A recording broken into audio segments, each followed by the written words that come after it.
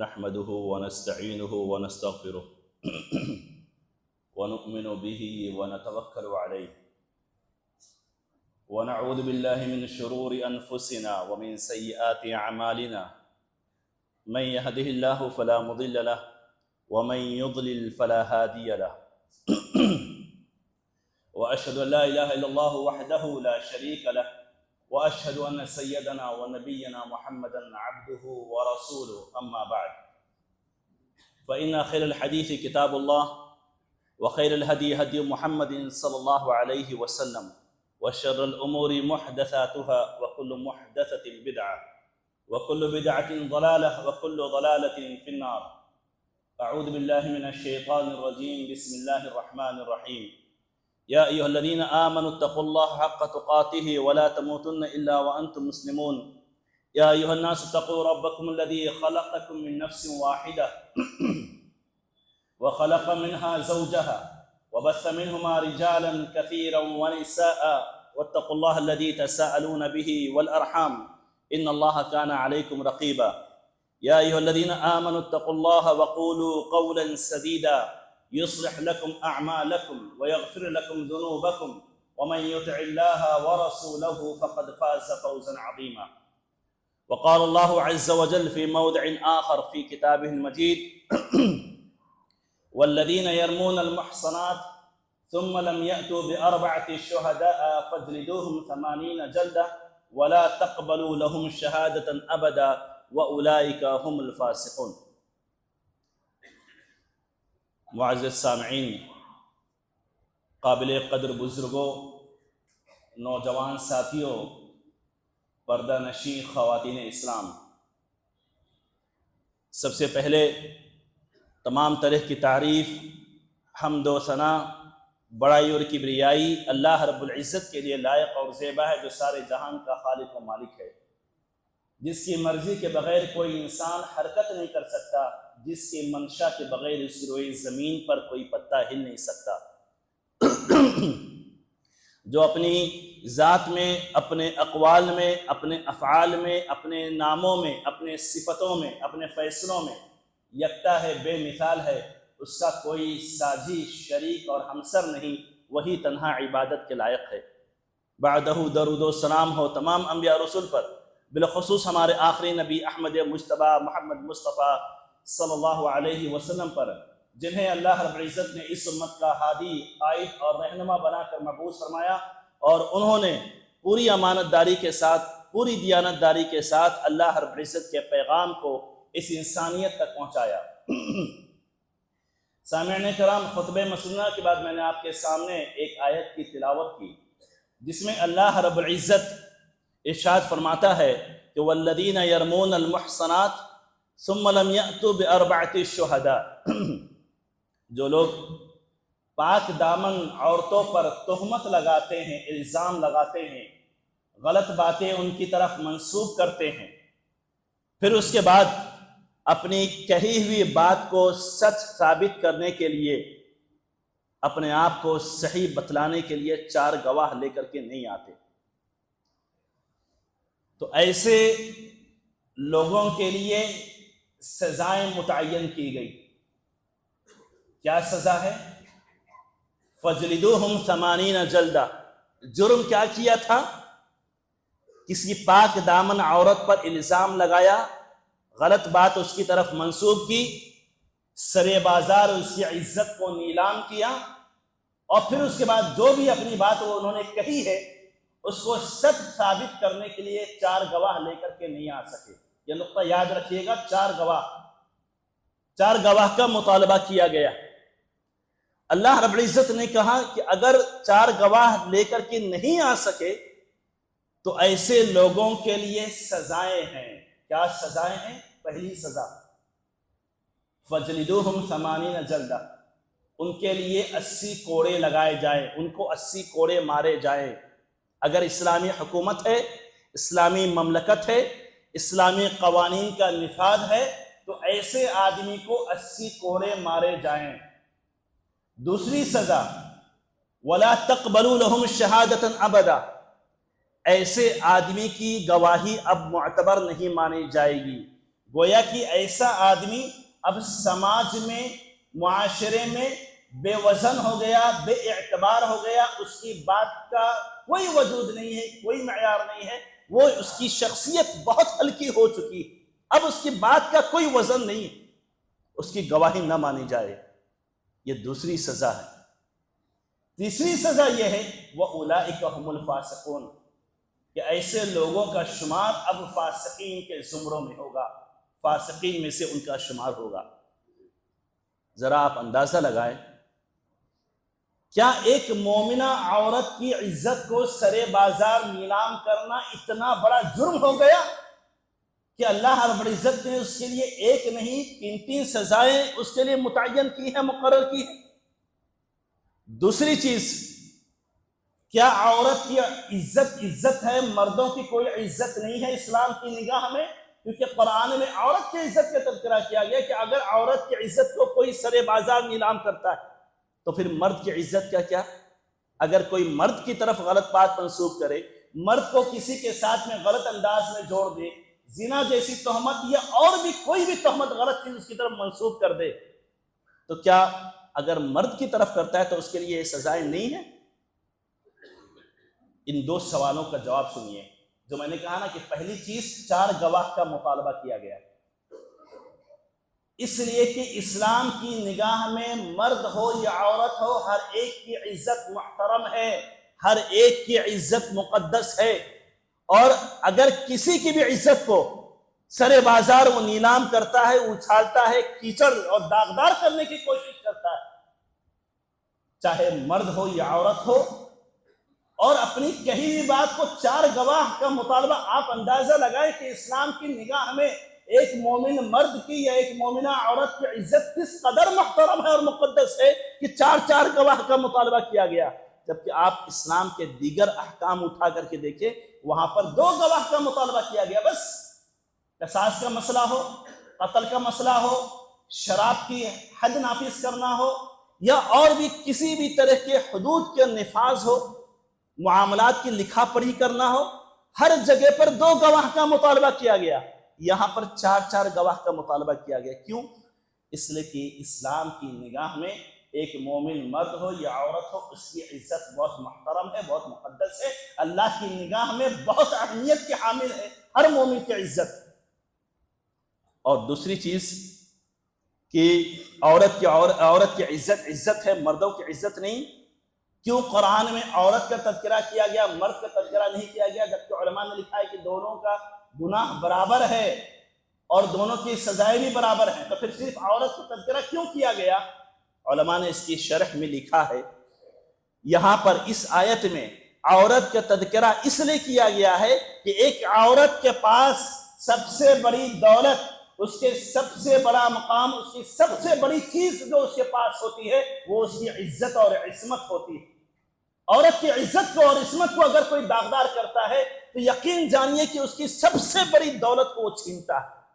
اس لیے آپ دیکھیں کہ نعوذ باللہ اگر کسی عورت کے ساتھ میں، کسی لڑکی کے ساتھ میں زنا بالجبر جیسے واقعات رونما ہوتے ہیں، زبردستی اس کی عصمت دری کر دی جاتی ہے، تو وہ عورت ڈپریشن کا شکار ہو جاتی ہے، وہ عورت ڈپریشن میں چلی جاتی ہے۔ اور اس سے آگے بڑھ کر کے بہت ساری عورتیں ایسی ہوتی ہیں کہ جب ان کی عزت و عصمت لٹ جاتی ہے تو وہ خودکشی کر لیتی ہیں، سوسائڈ کر لیتی ہیں۔ کیوں؟ اس لیے کہ ایک عورت کے پاس سب سے بڑا گہنا، سب سے بڑی دولت اگر کوئی ہے تو وہ اس کی اپنی عزت و عصمت ہے۔ اسی لیے قرآن میں عورت کا تذکرہ کیا گیا ہے، مرد کا نہیں کیا گیا، لیکن عزت و عصمت کو داغدار کرنا، دونوں کی عزت و عصمت کو داغدار کرنا برابر کا جرم ہے، اور دونوں کے لیے برابر کی سزائیں متعین کی گئی۔ یاد رکھیے کہ اسلام کی نگاہ میں، اللہ اور اس کے رسول کی نگاہ میں ہر آدمی کی عزت محترم اور مقدس ہے، چھوٹا ہو بڑا ہو، آدمی ہو عورت ہو، امیر ہو غریب ہو۔ ایسا نہیں کہ امیر کی عزت ہے، غریب کی کوئی عزت نہیں، ایسا نہیں۔ اسلام کی نگاہ میں سب برابر ہے، سب کی عزت برابر ہے، سب کا احترام کرنا ہے، سب کی عصمت کا تقدس، سب کی عصمت کے تقدس کا خیال رکھنا ہے۔ ایسا نہیں ہے کہ آپ جب چاہیں، جیسا چاہیں، جو چاہیں کسی کے بارے میں بول دیں، چند ایک حدیث اور واقعات آپ کے سامنے میں رکھتا ہوں۔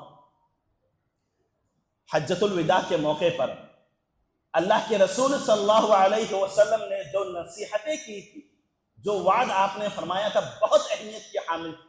اسلام کی، مسلمان کی زندگی میں وہ وصیتیں، وہ نصیحتیں بہت اہمیت کی حامل، اور انہی وصیتوں میں سے اور انہی نصیحتوں میں سے اللہ کے رسول صلی اللہ علیہ وسلم نے ایک اہم وصیت کی تھی۔ صحابہ کرام کو جو موجود تھے آپ کے سامنے، آپ نے ان کو مخاطب کر کے کہا تھا کہ یہ کون سا مہینہ چل رہا ہے؟ صحابہ کرام نے جواب دیا کہ اللہ کے رسول، یہ ذی الحجہ کا مہینہ ہے، بہت ہی محترم مہینہ ہے، بہت ہی مقدس مہینہ ہے۔ پھر اس کے بعد اللہ کے رسول صلی اللہ علیہ وسلم نے دوسرا سوال کیا، یہ کون سا شہر ہے؟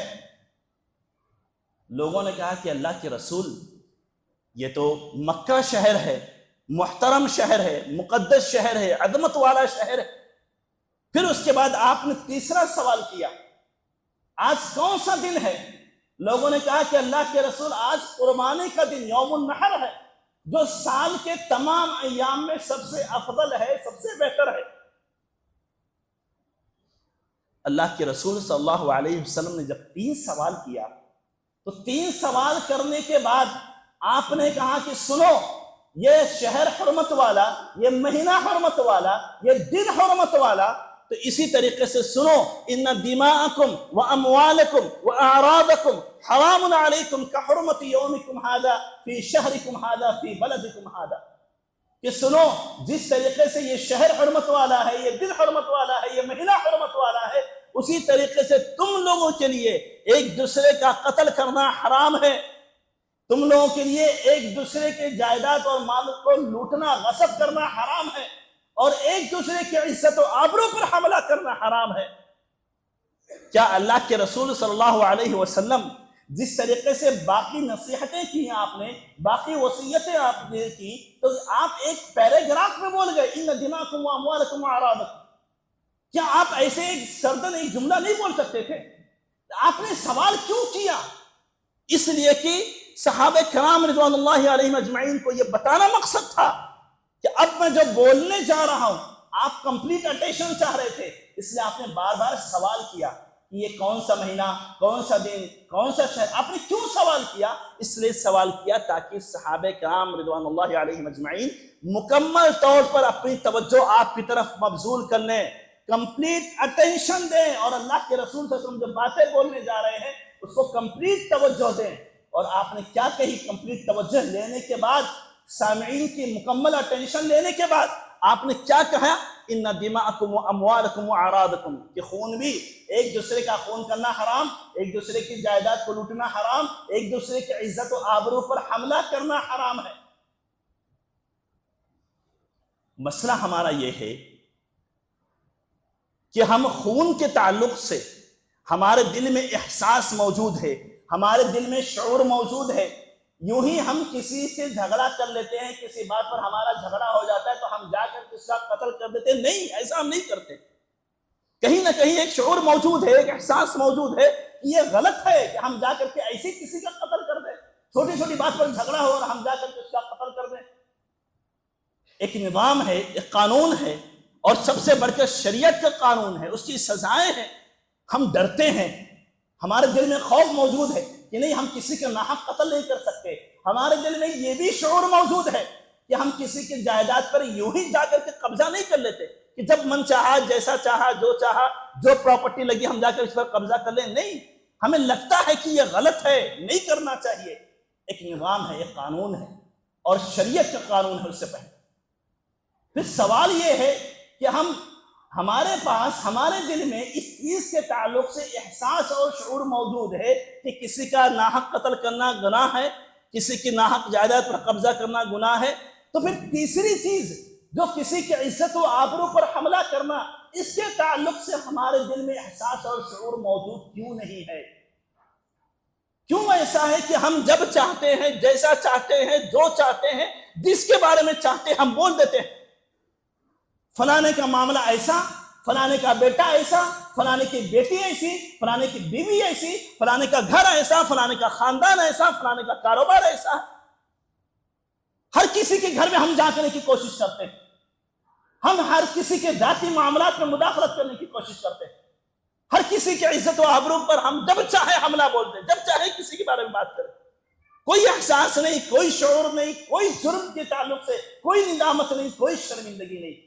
اللہ کے رسول صلی اللہ علیہ وسلم نے تینوں چیزیں ایک ساتھ میں کہی تھی نا، ایک جملے میں آپ نے کہا تھا نا، المسلم علی المسلم حرام، ایک مسلمان کا دوسرے مسلمان کے لیے حرام ہے۔ کیا حرام ہے؟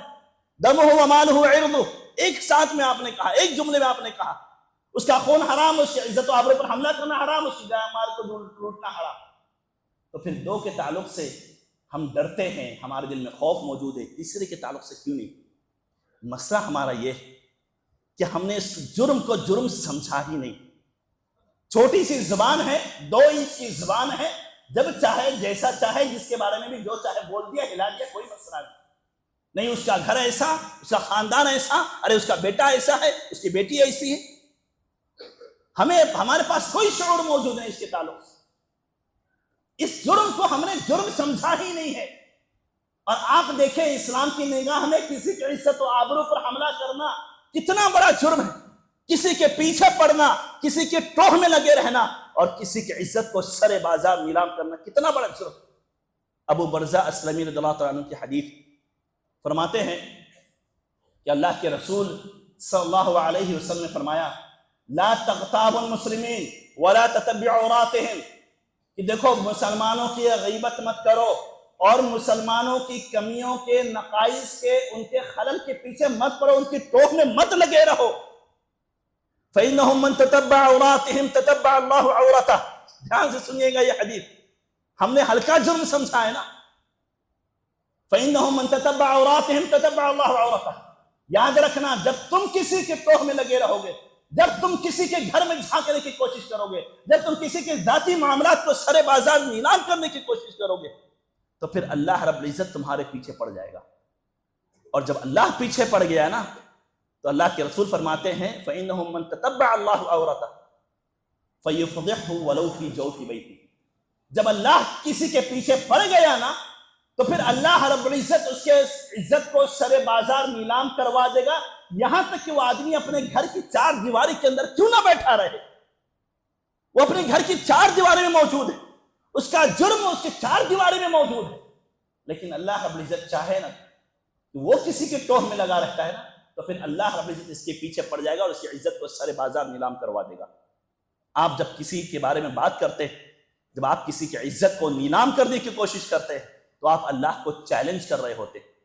ہمیں سوچتے ہیں نا کہ ہم نے بول دیا، ہم نے سامنے والے سے مخاطب کر کے، دیکھو بھائی تم سے بول رہا ہوں میں، کسی اور کو مت بتانا، دیکھو ہمارے تمہارے درمیان ہونی چاہیے، بھائی فلانا ایسا ہے، تو کسی کو بتانا مت، اس تک پہنچانا مت۔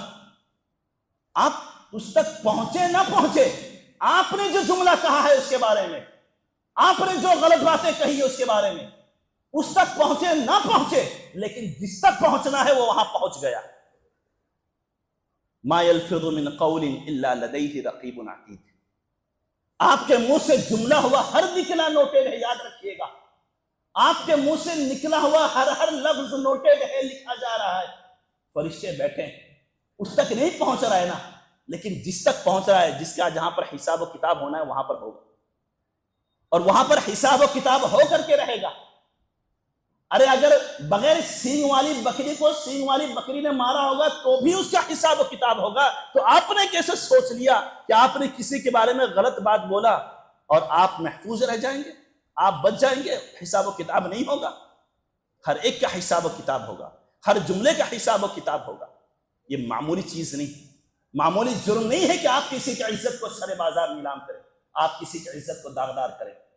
ایک اور حدیث میں اللہ کے رسول صلی اللہ علیہ وسلم فرماتے ہیں من قال فی مؤمن ما لیس فیہ اسکنہ اللہ ردغۃ الخبال حتی یخرج مما قال، جس نے اپنے کسی مومن بھائی کے بارے میں غلط بات بولی جو اس کے اندر موجود نہیں ہے، تو یاد رکھو اللہ رب العزت جہنم میں تو داخل کرے گا ہی کرے گا، اور یہ دھیان دیجئے گا کہ جہنم میں داخل کیا جانا اپنے آپ میں ایک عذاب ہے، ایک ذلت ہے، ایک رسوائی ہے، لیکن جو آدمی کسی کی عزت کو سر بازار نیلام کرتا ہے اللہ رب العزت اس کو جہنم میں نہیں بلکہ جہنم میں ڈالے ہوئے جہنمیوں کے گندے خون اور پیپ جو نکلے گا، اللہ رب العزت ایسے آدمی کو اس میں داخل کرے گا، جو جہنمیوں کا گندا خون اور پیپ نکلا ہوگا اس میں داخل کرے گا۔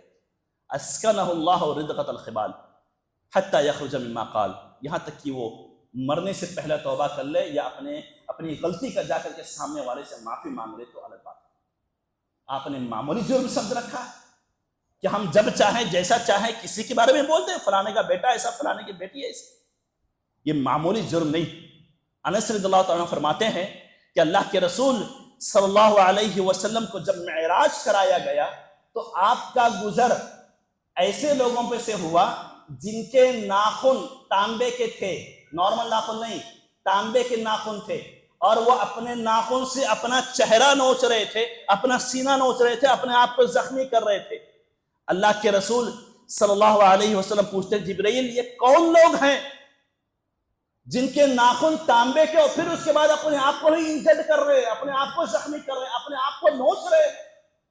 تو جبرائیل امین نے جواب دیا کہ اللہ کے رسول یہ جو آپ دیکھ رہے ہیں ان لوگ کو، یہ جو اپنا سینہ نوچ رہے ہیں یا اپنا چہرہ نوچ رہے ہیں، یہ ان کی سزا ہے۔ یہ سزا کیوں ہے؟ اس لیے کہ یہ لوگ دنیا میں کسی چائے کی دکان پر، کسی کے کہیں ہوٹل پہ جا کر کے کسی کی عزت کو نوچا کرتے تھے، تو اللہ رب العزت نے آج یہ سزا رکھی ہے۔ جب دنیا میں کسی کی عزت کو نوچا کرتے تھے تو آج یہ اپنے آپ کو نوچ رہے ہیں۔ یہ اللہ رب العزت نے سزا رکھی۔ چائے کی دکانوں پر بیٹھ کر کے، ہوٹلوں میں بیٹھ کر کے، کسی گلی اور نکڑ پہ بیٹھ کر کے بھائی فلانا ایسا، فلانے ایسی، فلانے کا بیٹا ایسا، فلانے کی بیٹی ایسی، فلانے کا گھر ایسا، فلانے کا خاندان ایسا، فلانے کی بیوی ایسی۔ کیا ضرورت ہے ہمیں کہ ہم بولیں؟ ہم سے محاسبہ ہوگا، ہم سے حساب و کتاب، اس کا بیٹا کیا کر رہا ہے ہم سے پوچھا جائے گا۔ ارے ہم سے ہمارے بیٹے کے بارے میں پوچھا جائے گا، ہم سے ہمارے اپنی ملکیت کے بارے میں پوچھا جائے گا۔ ہم نے کب اس کی فکر کی؟ اگر ہم اتنے ہی خیر خواہ ہیں اس کے، اگر وہ کوئی غلطی کر رہا ہے، ہم ہی نہیں کہتے کہ آپ خاموش جائیں کچھ بھی۔ اس کا طریقہ یہ ہے، اس کا سلیقہ یہ ہے کہ آپ جائیے، اس کو بلائیے، اکیلے میں اس کو نصیحت کیجیے۔ اس کو نہیں کر سکتے ہیں، اس کے والدین کو جا کر کے بتائیے دیکھیں ہم نے یہ دیکھا ہے، آپ سمجھائیے اپنے بیٹے کو، منائیے اپنے بیٹے کو، راہ راست پر لائیے۔ یہ طریقہ ہے اس کا۔ اسلام ہم کو قطعی بھی اس بات کی اجازت نہیں دیتا کہ اگر کسی کے اندر کمی موجود ہے تو آپ جا کر کے گلی اور نکڑ پہ بیٹھ کر کے اس کے بارے میں بات کیجیے۔ ارے ہم سے ہمارے بارے میں پوچھا جائے گا نا۔ من حسن اسلام المرء ترکہ ما لا یعنی، ہر ایک کے معاملے میں ہم ٹانگ اڑاتے ہیں، ہر ایک کے بارے میں ہم بات کرتے ہیں۔ اسلام نے ہمیں یہ معیار دیا ہے، اللہ کے رسول صلی اللہ علیہ وسلم نے ہمیں یہ معیار دیا ہے، بتلایا ہے کہ ایک اچھے مسلمان ہونے کی دلیل یہ ہے، ایک اچھے مسلمان ہونے کی دلیل یہ ہے کہ جو چیز اس سے کنیکٹڈ نہیں ہوتی ہے، جو چیز اس سے جڑی نہیں ہوتی ہے، جو چیز اس سے ریلیٹڈ نہیں ہوتی، وہ اس کے بارے میں اپنی زبان نہیں کھولتا، وہ اس کے بارے میں گفتگو نہیں کرتا۔ یہ اچھا مسلمان ہوتا ہے۔ اور ہم یہ سوچتے ہیں کہ ہم بچ جائیں، ہم نمازی ہیں، ہم تہجد گزار ہیں، ہم عبادت گزار ہیں، ہم کچھ بھی بولے کسی کے بارے میں۔ امام احمد بن حنبل عمر بن عبدالعزیز رحمہ اللہ سے پوچھا گیا، انہوں نے کہا کہ امیر معاویہ اور علی رضی اللہ عنہ کے بارے میں کہ کون حق پر تھا، کون صحیح تھا، کون غلط تھا؟ جواب سنیے گا، یاد رکھیے گا جواب۔ عمر بن عبدالعزیز رحمہ اللہ سے پوچھا گیا کہ علی اور معاویہ رضی اللہ عنہما، ان دونوں کے درمیان جو جنگ ہوئی، صحیح کون تھا، غلط کون تھا؟ عمر بن عبدالعزیز رحمہ اللہ جواب دیتے ہیں، تلک دماء طہر اللہ ایدینا منہ فلماذا نلتق به السنتنا۔ ارے وہ علی اور معاویہ کے درمیان جنگ کی، خونریز جنگ ہوئی ان لوگ کے آپس میں، اللہ رب العزت نے ہمارے ہاتھوں کو اس جنگ سے دور رکھا ہے، تو ہم اپنی زبان کو کیوں گندا کریں ان کے بارے میں بول کر کے کون صحیح تھا کون غلط تھا؟ یہ سلف صالحین کا طریقہ تھا کہ نہیں، ہم سے تعلق نہیں، ارے وہ چلے گئے جو جانا تھا، کیا فائدہ اب ان کے بارے میں ہم بولیں گے علی صحیح تھے کہ معاویہ صحیح تھے، وہ حق پر تھے، وہ غلط پر، کیوں ہم بولنے جائیں اس کے بارے میں؟ ارے وہ دونوں مومنین میں سے تھے، اللہ رب العزت دونوں کی مغفرت کرے، اللہ رب العزت دونوں کے گناہوں کو معاف کرے، اللہ رب العزت دونوں کا مقام و مرتبہ بلند کرے۔ یہ سلف صالحین کا موقف ہوتا ہے۔ اور ہمارا مسئلہ یہ ہے کہ اگر دو لوگ کسی کے بارے میں بات کر رہے ہیں، ہم جب وہاں پہنچتے ہیں تو ہونا کیا چاہیے تھا کہ ہم اس کو خاموش کرائیں، ہم اس کو چپ کرائیں کہ نہیں مت بولو بھائی، کسی کے بارے میں مت بات کرو۔ ہمارا مسئلہ یہ ہے کہ ہم بھی انوالو ہو جاتے ہیں، ہم بھی شریک ہو جاتے ہیں، ہمارا اس کے ساتھ میں معاملہ نہیں، ہمارا اس کے ساتھ میں کوئی برتاؤ نہیں، ہمارا اس سے کچھ لین دین نہیں، بس صرف ہم جانتے ہیں اس کو بس، لیکن اچھا اس کو ایسا نہیں کرنا چاہیے تھا، اس کو ایسا نہیں بولنا چاہیے تھا، اس کو ایسا نہیں کرنا چاہیے، ارے اس کا معاملہ ایسا ہے، ارے اس کا معاملہ ایسا ہے۔ ارے جب ہم اس کو جانتے نہیں، ہمارے ساتھ ہم نے اس کے ساتھ معاملہ نہیں کیا، تو کیا حق بنتا ہے کہ ہم اس کے بارے میں گفتگو کریں؟ نہیں، ہم نے ایسے ہی بول دیا، بس ایسے ہی 2 دن بات کر رہے تھے، ہم نے ایسے ہی بول دیا۔ یہ ایسے ہی کتنا خطرناک ہوتا ہے، آپ اندازہ لگائیے کہ اللہ کے رسول صلی اللہ علیہ وسلم فرماتے ہیں ان العبد لا يتكلم بالكلمة من سخط الله لا يلقي لها بالا فيهوي بها في نار جہنم۔ ایک بندہ ایسے ہی جملہ کہہ دیتا ہے، 2 لوگ بات کر رہے ہیں، میں نے بول دیا، ایسے ہی بول دیا، میں نے بس 2 بول رہے تھے، میں نے بھی بول دیا، بس ایسے ہی بول دیا۔ اللہ کے رسول کہتے ہیں کہ بندہ ایسے ہی کوئی جملہ بول دیتا ہے، اس کو اہمیت نہیں دیتا، اس کے نزدیک اس جملے کی کوئی اہمیت نہیں ہوتی، لیکن وہ جملہ اللہ کی ناراضگی کا ذریعہ بن جاتا ہے، اور اللہ رب العزت اس جملے کے ذریعے سے اس کو چہرے کے بل گھسیٹتے ہوئے لے جا کے جہنم کی آگ میں پھینک دے گا۔ آپ نے ایسے ہی کہہ دیا، اتنا آسان ہے کہنا کسی کے بارے میں۔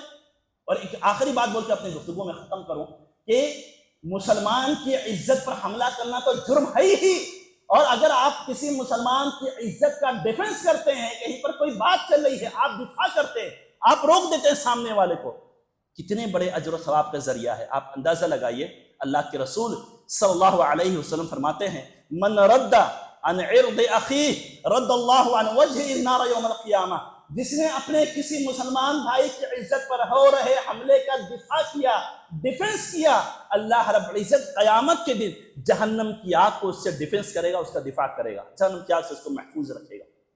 اور سلف صالحین کا طریقہ دیکھیے کیسے تھا، کیسے عزت کا ڈیفنس کرتے تھے۔ بس یہ آخری بات بول کر کے اپنے گفتگو میں ختم کروں۔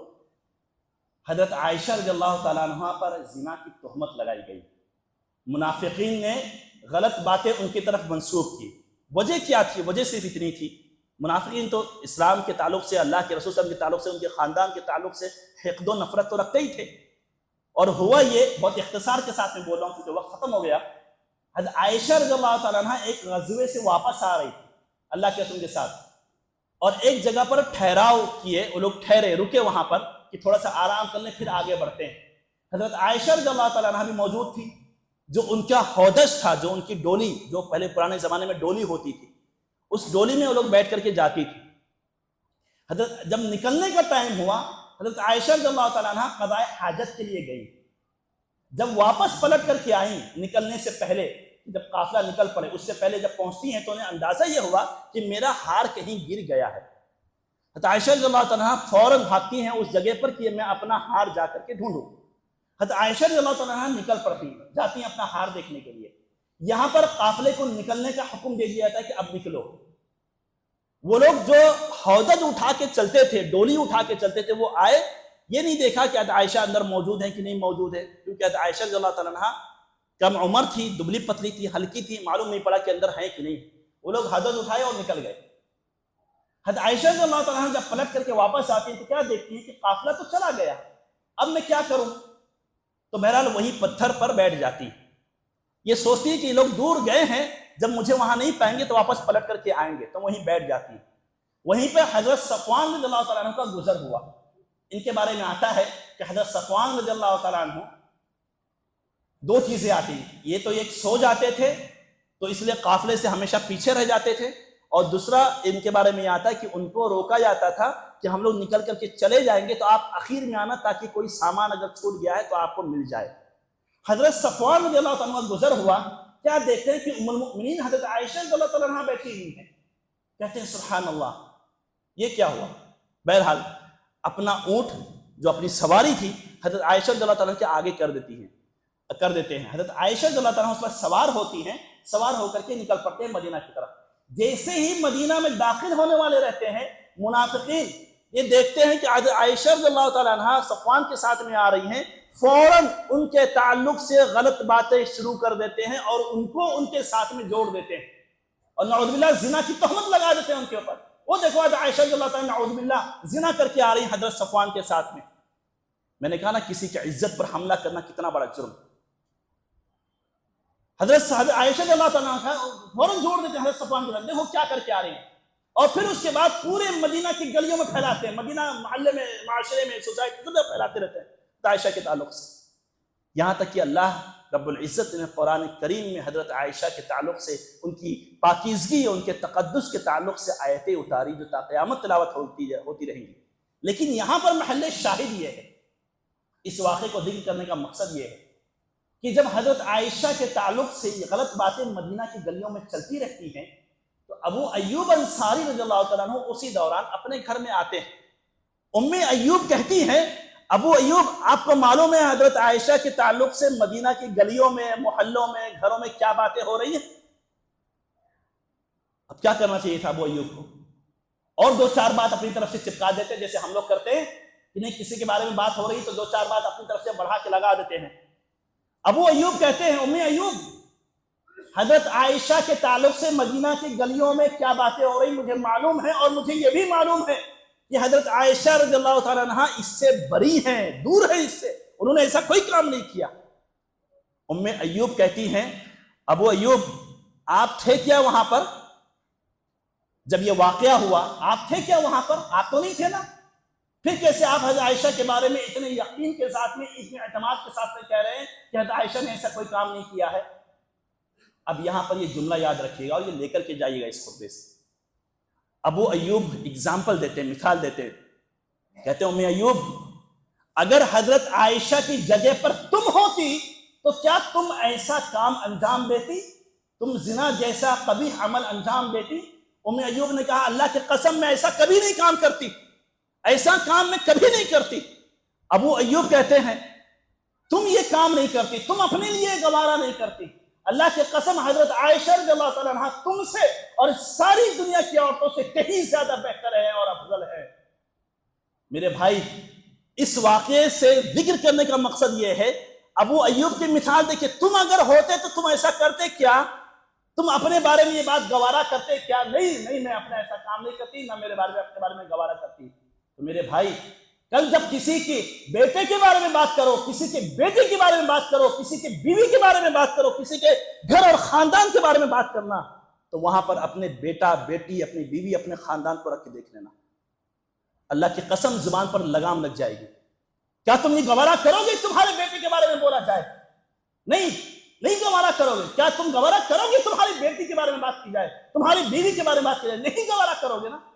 تو پھر کیوں کسی کے بارے میں بولنا؟ جب تم کسی کے بارے میں بول رہے ہو، اپنے بارے میں گوارا نہیں کرتے تو کسی کے لیے اور کیسے قبول کر سکتے ہو؟ اور ایک بات اور یاد رکھیے گا، یہ چیزیں نا پلٹ کر کے آتی ہیں. امام احمد بن حنبل رحمہ اللہ کہا کرتے تھے نا ما رأيت احدا تكلم في الناس وعابهم الله وقد سقط فيه.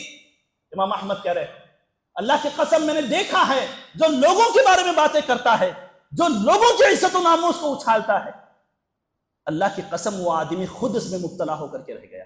میں نے دیکھا ہے ایسا. امام احمد کہہ رہے ہیں میں نے دیکھا ایسا، وہ خود مبتلا ہو گیا. جب آپ کسی کے بارے میں بات کریں گے تو وہ چیز آپ کے ساتھ میں بھی ہو جائے گی. بہرحال خلاصہ کلام یہ ہے کہ ہر مومن کی عزت محترم ہے، مقدس ہے، اسلام کی نگاہ میں بڑی اہمیت کی حامل ہے.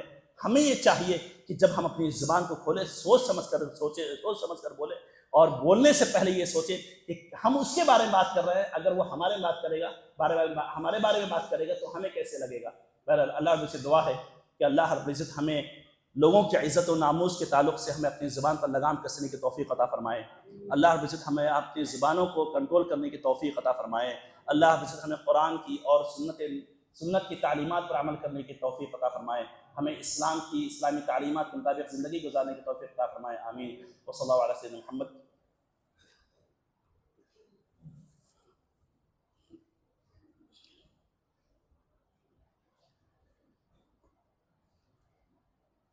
الحمد لله على إحسانه والشكر على توفيقه وامتنانه وأشهد أن لا إله إلا الله وحده لا شريك له تعظيما لشأنه وأشهد أن سيدنا ونبينا محمدا عبده ورسوله الداعي إلى رضوانه وصلى الله عليه وعلى آله وأصحابه ومن تبعهم بإحسانه إلى يوم الدين. أما بعد، أيها المؤمنون اتقوا الله حق التقوى وراقبوه في السر والنجوى. يقول الله عز وجل وتزودوا فإن خير الزاد التقوى واتقون يا أولي الألباب. ثم اعلموا أن الله عز وجل قد أمرنا بأمر عظيم وهو الصلاة والسلام على نبيه الكريم الشريف الأمين حيث بدأ بنفسه فقال إن الله وملائكته يصلون على النبي يا أيها الذين آمنوا صلوا عليه وسلموا تسليما.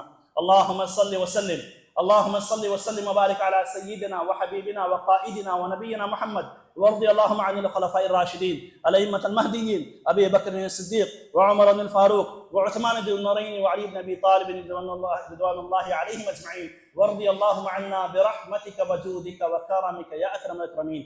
عباد الله رحمني ورحمكم الله، إن الله يأمر بالعدل والإحسان وإيتاء ذي القربى وينهى عن الفحشاء والمنكر والبغي يعظكم لعلكم تذكرون. واذكروا الله يذكركم وادعوه يستجب لكم ولذكر الله أكبر والله يعلم ما تصنعون.